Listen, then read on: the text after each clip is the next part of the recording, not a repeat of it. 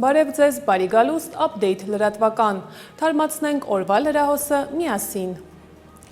Վարչապետ Նիկոլ Փաշինյանի գլխավորությամբ տեղի է ունեցել խորհրդակցություն, որի ընթացքում քննարկվել է Երևան և Գյումրի համայնքներում Հայաստանի Հանրապետության կառավարության ներդրումային առաջնահերթությունների պլանը։ Մասնավորապես ներկայացվել են Երևանում և Գյումրիում առաջնային լուծում պահանջող խնդիրները, որոնք ամրագրված են քաղաքացիական պայմանագիր կուսակցության նախընտրական ծրագրում, բխում են վարչապետի հանձնարարականներից և ունեն կառավարության ֆինանսական կամ ինստիտուցիոնալ աջակցության կարիքը։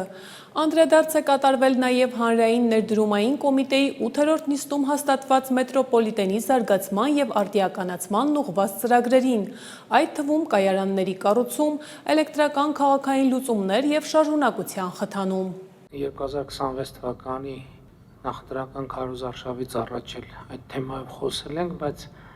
նախընտրական քարոզարշավի շրջայցերի ընթացքը ավելի ակնհայտ դարձնեց, որ մենք Երևանում և Գյումրիում կառավարության ներդրումները ավելի հասցեական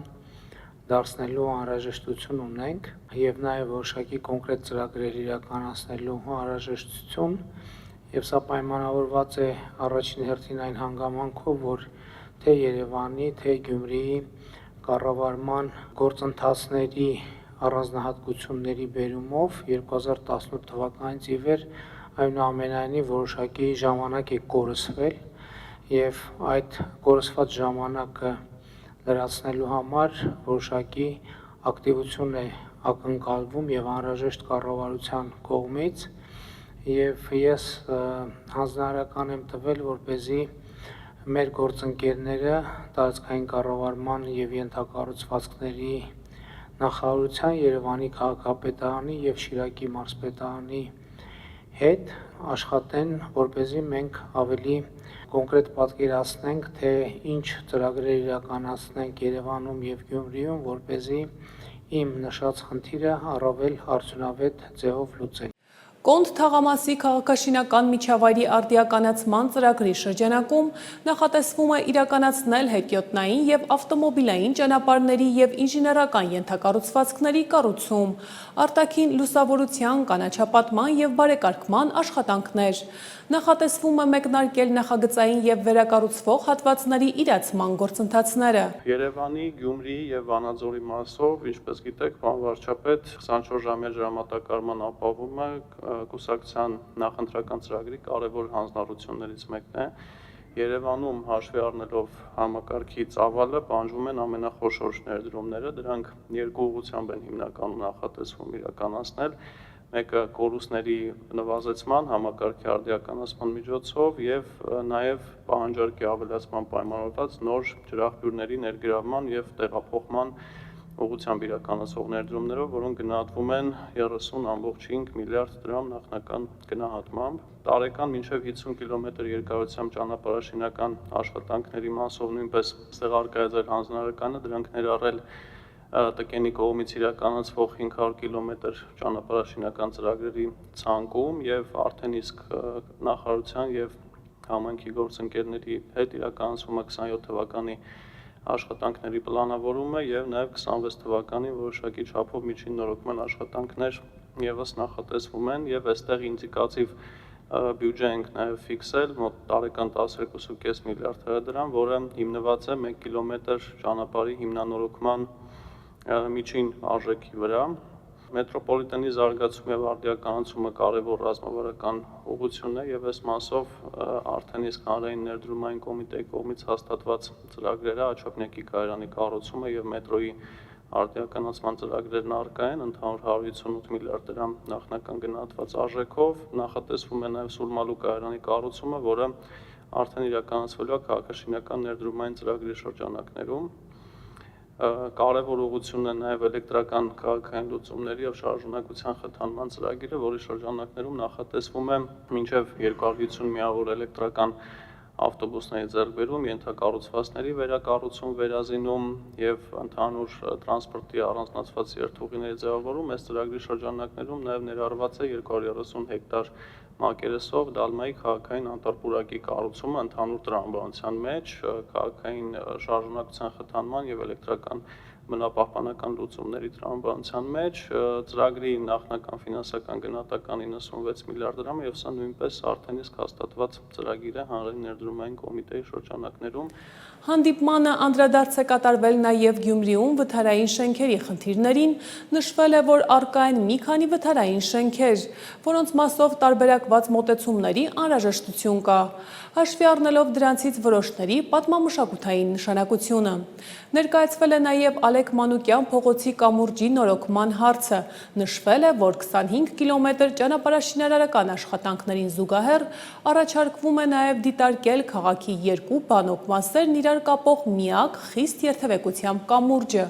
որը կարևոր նշանակություն ունի քաղաքի համար։ Անդրադարձ է կատարվել նաև Գյումրու ավտոկայանի կառուցման խնդրին։ Քննարկման շրջանակում ներկայացվել են որոշ դիտարկումներ Երևանում եւ Գյումրիում առաջնահերթ լուծումներ պահանջող խնդիրների եւ դրանց լուծմանն ուղղված առաջարկությունների վերաբերյալ։ Անցնելով Գյումրիին,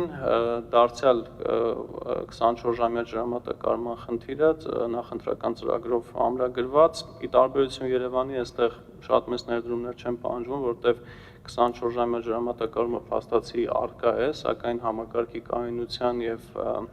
արդիականությունը պահպանելու տեսանկյունից գործընկերները գնահատել են մոտ 700 միլիոն դրամի ներդրումների իրականացման անհրաժեշտություն։ Զբոսաշրջային կլաստերի ստեղծումը, որը ևս բխում է նախընտրական ծրագրից, այս մասով էկոնոմիկայի նախարարությունը տեղական տնտեսության եւ ենթակառուցվածքների զարգացման ծրագրով վերջին տարիներին արդեն իսկ 6.6 միլիարդ դրամի արժողությամբ ծրագրեր իրականացրել է եւ առաջիկա տարիների համար արդեն Հայաստանի զբոսաշրջության եւ մարզային ենթակառուցվածքների ծրագրի շրջանակներում Գյումրու կլաստերի համար առանձնացված է 16.5 միլիոն դոլարի չափով ծրագրեր եւ այս մասով առաջարկությունը հետեւյալն է, որպեսզի այս ծրագրերում որոշակի վերանայումներ եւ վերադասավորումներ իրականացվեն եւ համապատասխանեցվեն քաղաքի համաչափ զարգացման ռազմավարությանը եւ զբոսաշրջային հոսքերի առավել արդյունավետ բաշխման նպատակին, դրանք են Հաղթանակի զբոսայգու, Կենտրոնական շուկայի եւ Մանուշյան փողոցում գտնվող շատրվանի հիմնանորոգման ծրագրերը։ Վարչապետը հանդես է եկել նաև առցանց հրապարակմամբ։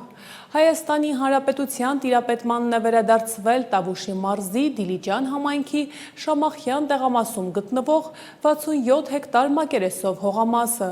Շուկայականին մոտարկված կադաստրային արժեքը 4 միլիարդ 578 միլիոն 981 հազար դրամ։ Այդ մասին Facebook-ի իր էջում գրել է վարչապետ Նիկոլ Փաշինյանը։ Գագիկ Ծառուկյանի նկատմամբ կալանավորումը որպես խափանման միջոց ընտրելու վերաբերյալ միջնորդության քննությունը ավարտվել է։ Դատարանը հեռացել է խորհրդակցական սենյակ որոշում կայացնելու համար։ Հիշեցնենք, հուլիսի 6-ի վաղ առավոտից խուզարկություններ էին իրականացվել ԲՀԿ առաջնորդ Գագիկ Ծառուկյանի առանձնատանը, Multigroup կոնցեռնի կազմում ընդգրկված գրեթե բոլոր ընկերություններում, ինչպես նաև այդ կազմակերպությունների տնօրենների բնակարաններում։ Ավելի ուշ առանձնատան խուզարկության ավարտից հետո Ծառուկյանը ձերբակալվել, ապա տեղափոխվել էր քննչական կոմիտե։ Կոմիտեն պաշտոնական հաղորդագրությամբ տեղեկացրել էր, թե ինչի համար է մեղադրվում Գագիկ Ծառուկյանը։ Նրա հետ միաժամանակ ձերբակալվել է ևս մեկ անձ։ Գանք այլ թեմաների։ Զբոսաշրջության կոմիտեն ներկայացրել է 2026 թվականի հունիսին դեպի Հայաստան զբոսաշրջային այցելությունների թիվը։ 2026 թվականի հունիսին Հայաստան է այցելել 216.214 զբոսաշրջիկ։ Նախորդ տարվա նույն ժամանակահատվածում զբոսաշրջային այցելությունների թիվը կազմել է 215.253։ 2026 թվականի հունիսին դեպի Հայաստան առավել շատ զբոսաշրջային այցելություններ գրանցվել են Ռուսաստանից 40%, ապա Վրաստանից 15% և Իրանից 8%։ Ներկայացված են նաև 2026 թվականի հունիսին դեպի Հայաստան զբոսաշրջային առավել շատ այցելություններ գրանցված երկրների վերաբերյալ հետևյալ վիճակագրական տվյալները։ Հայաստանի Հանրապետության սահմանային անցման կետերով այցելությունները, ինչպես նաև զբոսաշրջային այցելությունները ըստ սեռի և տարիքի։ Հայաստանի և Արաբական Միացյալ Էմիրությունների վարորդական վկայականները փոխադարձաբար ճանաչվում են։ Ուժի մեջ է մտել փոխըմբռնման հուշագիրը, մանրամասնում է տեսանյութը։ Հունիսի 13-ից Արաբական Միացյալ Էմիրություններում ոչ բնակության նպատակով գտնվող Հայաստանի Հանրապետության քաղաքացիները, ինչպես նաև Հայաստանի Հանրապետությունում ոչ բնակության նպատակով գտնվող Արաբական Միացյալ Էմիրությունների քաղաքացիները կարող են անարգել երթևեկել իրենց ազգային վարորդական վկայականներով, իսկ բնակության նպատակով գտնվելու դեպքում վարորդական վկայականի փոխանակման համար դիմող անձինք ազատվում են այդ գործընթացի շրջանակում նախատեսված տեսական եւ գործնական քննություններ հանձնելու պարտավորությունից։ Երկու երկրների վարորդական վկայականները փոխադարձ ճանաչվում են առանց լրացուցիչ ընթացակարգերի, չվերահաստատելով դրանց վավերականությունը։ Հիշեցնենք, հուշագիրը ստորագրվել էր 2025 թվականի սեպտեմբերի 30-ին ներքին գործերի նախարար Արփինե Սարգսյանի եւ Էմիրությունների փոխվարչապետ ներքին գործերի նախարար գեներալ լեյտենանտ Շեյխ Սեֆ բին Զայեդ Ալ Նահյանի միջև։ Այս նախաձեռնությունը եւս մեկ անգամ հավաստում է վերջին տարիներին դինամիկ զարգացող Հայաստանի Հանրապետություն Արաբական Միացյալ Էմիրություններ համագործակցությունը, նաեւ քաղաքացիների առօրյա կյանքը հեշտացնող հնարավորություններ է ապահովում։ Հուլիսի 7-ին Պաշտպանության նախարարի առաջին տեղակալ զինված ուժերի գլխավոր շտաբի պետ գեներալ լեյտենանտ Էդվարդ Ասրյանն աշխատանքային այց է կատարել հատուկ բանակային զորամիավորում։ Գեներալ լեյտենանտ Էդվարդ Ասրյանը ներկա է եղել գեներալ-մայոր Արմեն Գյոզալյանի հատուկ բանակային զորամիավորումում ծառայության ավարտին նվիրված միջոցառմանը, որի շրջանակում տեղի է ունեցել զորամիավորման մարտական դրոշի փոխանցման հանդիսավոր արարողություն։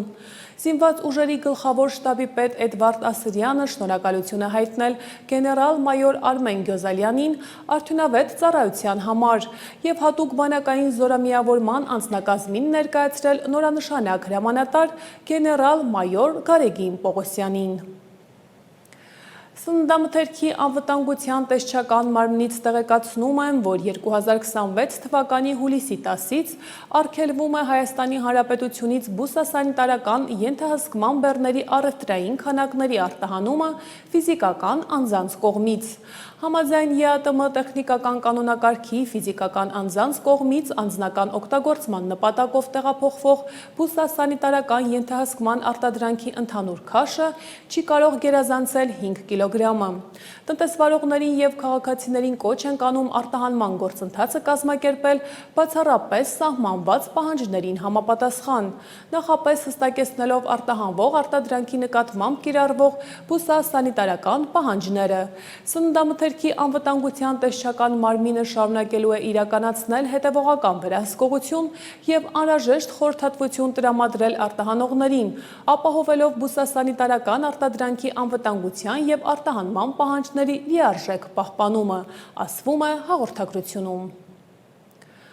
Փողոցային պայքար անպայման կլինի, այն մեկ անգամ տեղի կունենա եւ կլինի վերջնական։ Այդ մասին լրագրողների հետ զրույցում հուլիսի 7-ին հայտարարել է Ուժեղ Հայաստան կուսակցության առաջնորդ Սամվել Կարապետյանը։ Նրա խոսքով անօրինականությունը շարունակվում է եւ վերջին տարիներին Հայաստանում ներդրումներ չեն իրականացվել։ Սամվել Կարապետյանը հիշեցրել է, որ ընդդիմությունը հայտարարել է միասնական համակարգող մարմին ձևավորելու մտադրության մասին։ Մեր երկրում վերջին տարիներին բացարձակ ներդրումներ չեն եղել, դրա համար դրա վտանգը իրենք չեն տեսնում, ես շատ մեծ վտանգ եմ տեսնում։ Իրենց բոլոր քայլերը կանգնեցնում են թե ներքին ներդրողներին, թե արտաքին ներդրողներին, այդ Ծառուկյանը գլխավոր ներդրողներից մեկն էր։ Այն մարդու չուճելներն էլ գողացան, հիմա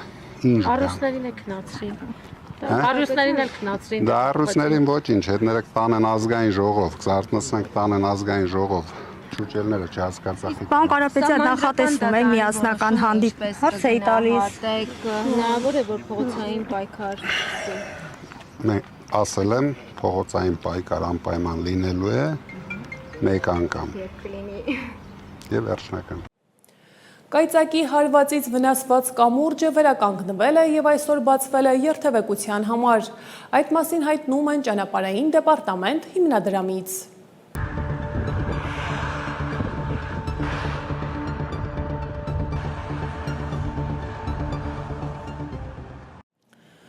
Դիլիջանում գիշերը գրանցված ամբարը նպաստ եղանակային պայմանների հետևանքով գետը վարարել է և դուրս է եկել հունից։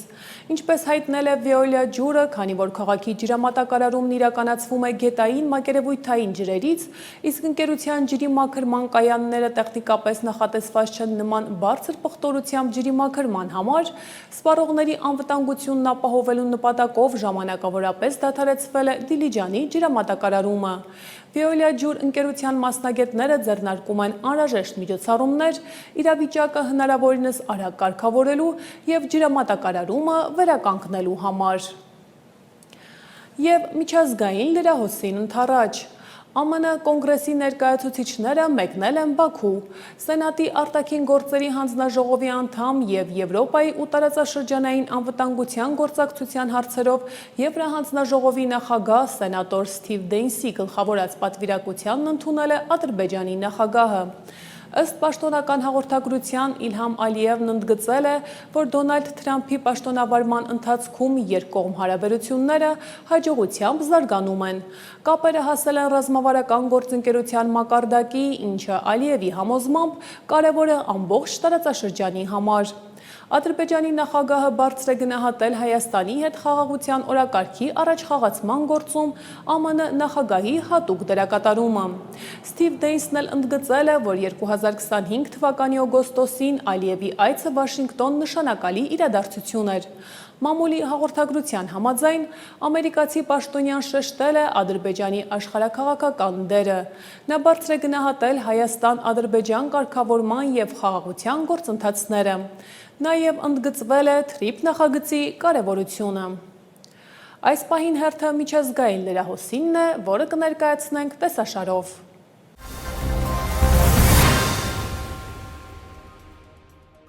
Թուրքիայի նախագահ Ռեջեփ Թայիպ Էրդողանը ՆԱՏՕ-ի պետությունների և կառավարությունների ղեկավարների 36-րդ գագաթնաժողովի շրջանակում հանդիպումներ կանցկացնի դաշինքի անդամ երկրների և միջազգային կառույցների ղեկավարների հետ։ Գագաթնաժողովին մասնակցում են ՆԱՏՕ-ի անդամ երկրների 32 պետությունների և կառավարությունների ղեկավարներ, շուրջ 100 նախարարներ, բարձրաստիճան դիվանագետներ, միջազգային կազմակերպությունների ներկայացուցիչներ։ Հուլիսի 7-ից 8-ը Անկարայում անցկացվող գագաթնաժողովի ընթացքում Էրդողանը նախագահական համալիրում ընդունել է ՆԱՏՕ-ի անդամ 32 երկրների պետությունների և կառավարությունների ղեկավարներին։ Գագաթնաժողովի երկրորդ օրը հուլիսի 8-ին Էրդողանը կընդունի առաջնորդներին միջոցառման անցկացման վայրում, որից հետո կկազմակերպվի ավանդական խմբային լուսանկարահանումը։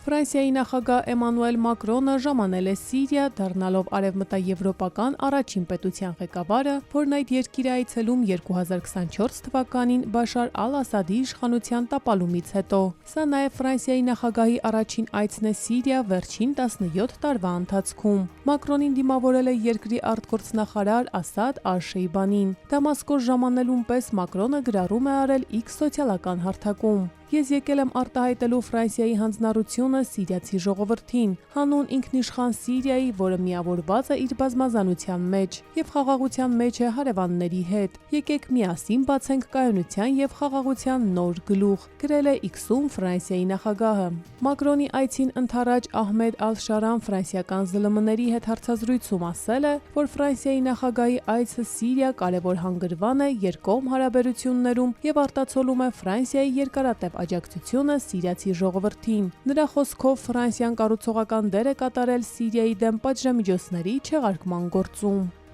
Վերջնական գործարքի շուրջ բանակցությունները չեն սկսվի, եթե սպառնալիքները շարունակվեն։ Այս մասին X-ի իր էջում գրել է Իրանի արտաքին գործերի նախարար Աբբաս Արաղչին։ Միլիոնավոր հպարտ իրանցիներ միասնաբար հավաքվել են հարգանքի տուրք մատուցելու մեծ այաթոլլահ Խամենեիին և նրա ժառանգությանը։ Ոչ նրանց, ոչ էլ մեր քաջարի զինված ուժերին հնարավոր չէ շեղել որևէ սպառնալիքով։ Փոխըմբռնման հուշագրի 13-րդ կետը հստակ է։ Վերջնական գործարքի շուրջ բանակցությունները չեն սկսվի, եթե սպառնալիքները շարունակվեն։ Հարգեք ձեր ստորագրությունը, գրել է Աբբաս Արաղչին։ Հիշեցնենք, որ ավելի վաղ ԱՄՆ նախագահ Դոնալդ Թրամփը հայտարարել է, որ Իրանի հետ կամ կկնքվի համաձայնագիր, կամ ԱՄՆ-ն կավարտի իր սկսած գործը։ Թրամփը հայտնել էր, որ նախընտրում է համաձայնագիր կնքել, քանի որ չի ցանկանում ազդել 91 միլիոն մարդու շահերի վրա։ Սակայն նա նաև հավելել էր, որ կարող է 1 ժամում ոչնչացնել նրանց կամուրջները։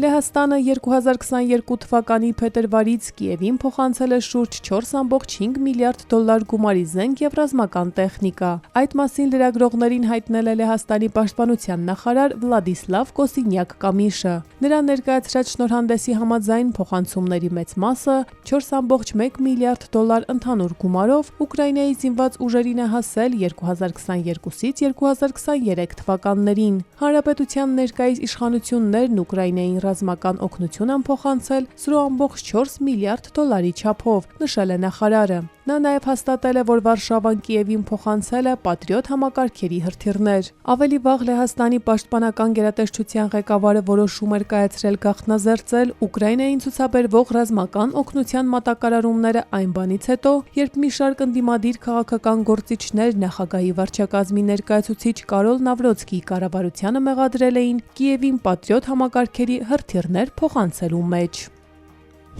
Ռուսաստանի կողմից հուլիսի 6-ի գիշերն Ուկրաինայի մայրաքաղաք Կիևի վրա իրականացված հարձակման հետևանքով զոհերի թիվը հասել է 19-ի։ Հուլիսի 7-ը Կիևում հայտարարված է սգո օր։ Ռուսաստանի պաշտպանության նախարարությունը հայտնել է, որ Կիևում թիրախավորվել է ռազմաարդյունաբերական համալիրի օբյեկտներ։ Փոխադարձ հարվածները շարունակվել են նաև այսօր։ Ռուսաստանի պաշտպանության նախարարությունն էլ հայտարարել է, որ հուլիսի 6-ից մինչև հուլիսի 7-ը խոցվել է 452 ուկրաինական անօդաչու թռչող սարք։ Իր հերթին Մոսկվայի քաղաքապետ Սերգեյ Սոբյանինը հայտնել է, որ հուլիսի 6-ի երեկոյից մինչև հուլիսի 7-ը առավոտյան ժամը 6-ը Մոսկվայի մարզի ուղղությամբ արձակվել է ավելի քան 430 ԱԹՍ, որոնց մեծ մասը ոչնչացվել է մարզից հեռու։ 36 ԱԹՍ ոչնչացվել է Մոսկվային մոտենալիս։ Նշվում է, որ Բելգորոդի մարզում էլ ուկրաինական հրթիռային հարվածներից մեկ խաղաղ բնակիչ է զոհվել։ Վնասվել է էներգետիկ ենթակառուցվածքը։ Ուկրաինան էլ հայտնել է, որ ռուսական հարվածներից Սումիի մարզում զոհվել է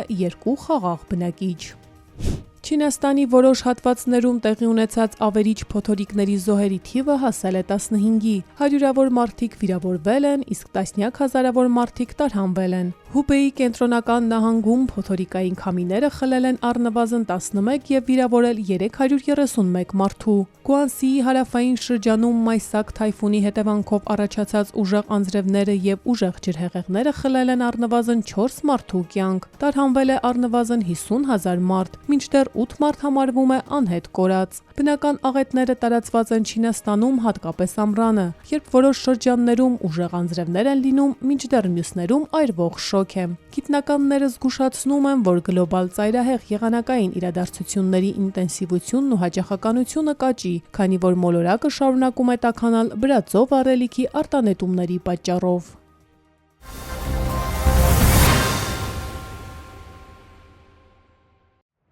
Հունիսի 29-ից հուլիսի 6-ը մայրաքաղաքում իրականացված ծառայության ընթացքում Երևանի պարեկները հայտնաբերել են ճանապարհային երթևեկության կանոնների 3197 խախտում, պահպանվող հատուկ տարածք տեղափոխելով 106 ավտոմեքենա։ Մասնավորապես հայտնաբերվել է ոչ ստապ 161 վարորդ առանց վարորդական իրավունքի վկայականի 123 անձ։ Հայտնաբերվել է հաշվառման համարնիշի հետ կապված 24, չամրակապված վարելու 776, առանց մանկական նստատեղի քարսիթի 32, վարելու ընթացքում ծխելու 314, վարելի սեռախոսից օգտվելու 181, հետիոտնի ոչ սահմանված վայրով անցնելու 14 եւ 995 այլ իրավախախտում։ 77 ավտոմեքենա շահագործվել է առանց ապապայմանագրի 111-ը տեխնիկական զննություն չանցած 79 լուսարձակների անսարքությամբ 31-ը թաղանթապատված դիմապակիով եւ կողային ապակիներով։ Բացի այդ տարբեր կասկածանքներով ձերբակալվել ու համայնքային ոստիկանության բաժիններ է տարվել 59 անձ։ Նույն ժամանակահատվածում մարզերում պարեկները հայտնաբերել են ճանապարհային երթևեկության կանոնների 12885 խախտում, պահպանվող հատուկ տարածքներ տեղափոխելով 211 տրանսպորտային միջոց։ Հայտնաբերվել է ոչ ստապ 291 վարորդ, առանց վարորդական իրավունքի վկայականի 384 անձ։ Հայտնաբերվել է նաև հաշվառման համարնիշի հետ կապված 33, չամրակապված վարելու 3424, առանց մանկական նստատեղի քարսիթի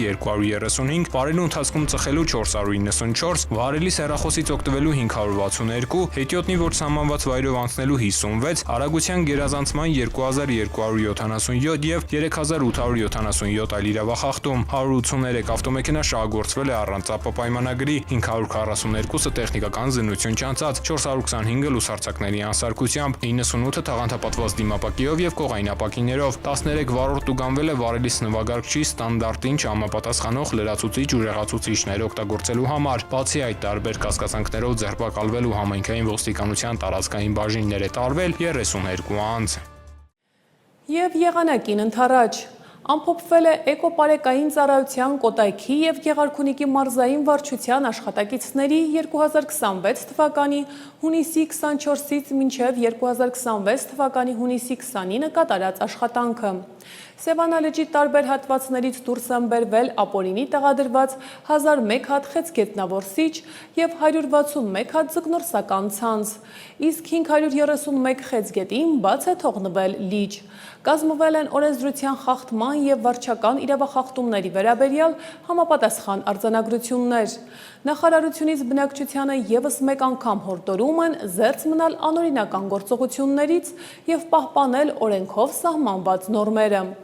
Որսի կանոնները խախտելու, ինչպես նաև ապօրինի որսի դեպքում նախատեսվում է օրենքով սահմանված վարչական եւ քրեական պատասխանատվություն, հիշեցնում են բնապահպանները։